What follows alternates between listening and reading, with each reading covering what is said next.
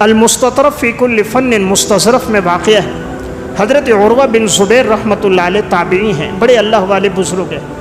ان کے پاؤں میں ایک زخم ہوا، پاؤں خراب ہو گیا۔ ولید بن یزید اس دور کا خلیفہ تھا، اس نے انہیں بلایا تاکہ میں ان کا علاج کرواؤں۔ جب یہ وہاں پہنچے انہوں نے طبیبوں کو بلایا، طبیبوں نے دیکھا، انہوں نے مشورہ دیا پاؤں کاٹنا پڑے گا، اس کے علاوہ اس کا علاج کوئی نہیں ہے، ناسور پھیل گیا، آج کے الفاظ میں کہو تو کینسر ہو گیا۔ انہوں نے کہا ٹھیک ہے کاٹ دو۔ جب پاؤں کاٹنے لگی تو انہوں نے کہا ہم آپ کو بے ہوش کرتے ہیں تاکہ آپ کو تکلیف نہ ہو۔ حضرت عروہ بن زبیر رحمۃ اللہ علیہ نے فرمایا میں نہیں چاہتا میری زندگی کا کوئی لمحہ ایسا گزرے جو اللہ کی یاد میں نہ ہو، کیا معلوم بے ہوش ہو جاؤں، اس حال میں موت آ جائے، کلمہ نصیب نہ ہو، مجھے بے ہوش نہیں کرو، تم نے جو آپریشن کرنا ہے کرو، میں ذکر کروں گا۔ عروہ ابن زبیر ذکر کر رہے ہیں، وہ آرے کے ساتھ پاؤں کاٹ رہے ہیں۔ آج کل تو جدید آلات موجود ہے، آج سے 1200 سال پہلے تو ایسے جدید آلات نہیں تھے۔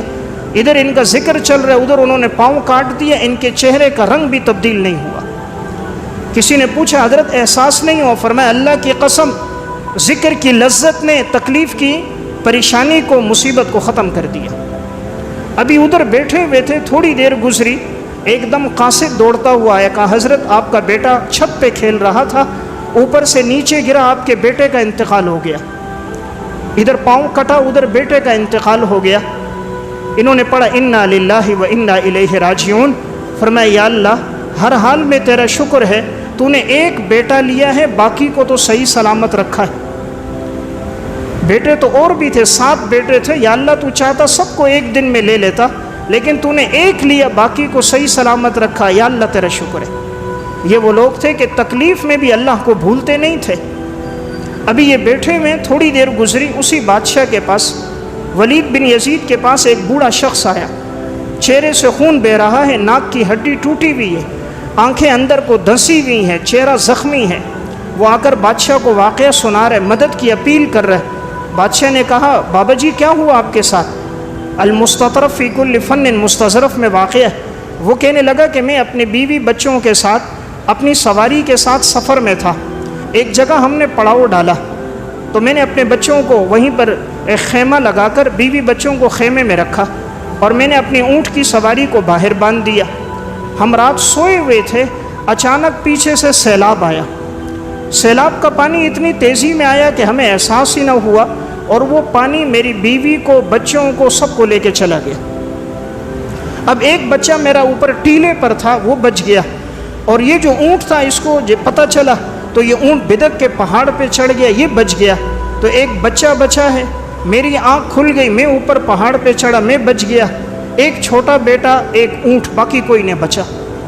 اب یہ بوڑھا کہتا ہے وہ جو میرا چھوٹا بچہ بچا، تو میں نے کہا چلو اس کو پہاڑ پہ لے جاتا ہوں، کہیں پانی دوبارہ تیزی سے نہ آئے۔ تو اس نے اپنا چھوٹا بیٹا اٹھایا، اوپر لے کر کے ایک جگہ پر اس بچے کو رکھا۔ اب اونٹ کی سواری آگے پہاڑ پہ دوڑ رہی تھی، اس نے کہا پکڑ لیتا ہوں تاکہ اس کے ذریعے سے آگے منزل تک پہنچوں، نیچے تو پانی ہے۔ تو اب یہ اونٹ کے پیچھے بھاگنے لگا، تو پیچھے پہاڑ پر کہیں کونے پر بھیڑیا تھا، وہ بھیڑیا بھاگتا ہوا آیا، اس کے بچے کو منہ میں پکڑا، لقمہ بنا کے وہ اوپر بھاگ گیا، پہاڑ کے دوسری طرف بھاگ گیا۔ یہ پیچھے آیا بچے کو پکڑنے کے لیے، تو بھیڑیے نے اس وقت تک اس کو زخمی کر دیا تھا اور بچہ بھی مر گیا تھا۔ اب اس نے سوچا چلو سواری کے پیچھے جاؤں، سواری کے پیچھے دوڑتا ہوا جب پہنچا، اونٹ کو پکڑنے لگا، اونٹ تو بدک گیا تھا، سیلاب کا پانی دیکھا اور یہ حادثہ دیکھ کر تو اونٹ نے اپنے پاؤں سے اس کو مارا، یہ نیچے گرا، اس نے اپنا پاؤں اس کے چہرے پہ رکھا، مسلا، تو یہ شخص کہتے ہیں میری آنکھوں کی بینائی چلی گئی، ناک کی ہڈی ٹوٹ گئی، آنکھوں کی بینائی چلی گئی، چہرہ زخمی ہو گیا۔ اب یہ بادشاہ سے آ کر کہتا ہے بادشاہ سلامت، رات تک میری حالت تھی کہ میرے بچے بھی تھے، بیوی بھی تھی، ساز و سامان بھی تھا، سواری بھی تھی، دراہم بھی تھے، دینار بھی تھے، آج صبح حالت یہ کہ نہ بیوی ہے، نہ بچے ہیں، نہ بیٹے ہیں، نہ بیٹیاں ہیں، نہ سواری ہیں، نہ آنکھوں کی بینائی ہے، اور نہ چہرہ صحیح سلامت ہے۔ تو میں نے عرض کیا ہر مصیبت سے بڑی مصیبت موجود ہے، انسان کو اللہ کی طرف رجوع کرنا چاہیے، حالات جیسے بھی ہوں۔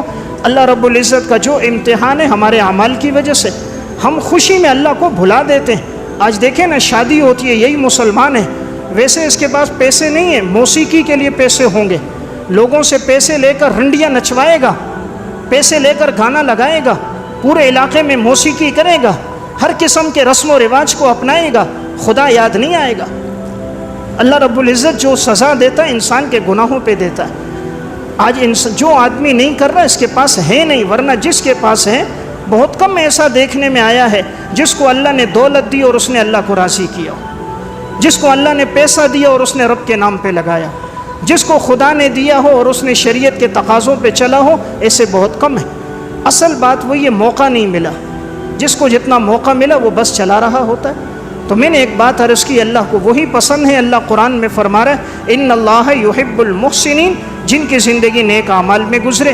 تو ہم اپنی زندگی کا مقصد نیک اعمال کو بنائیں، اللہ کو راضی کرنا زندگی مقصد بنائیں، تاکہ زندگی پرسکون ہو، دنیا کی بھی اور آخرت کی بھی۔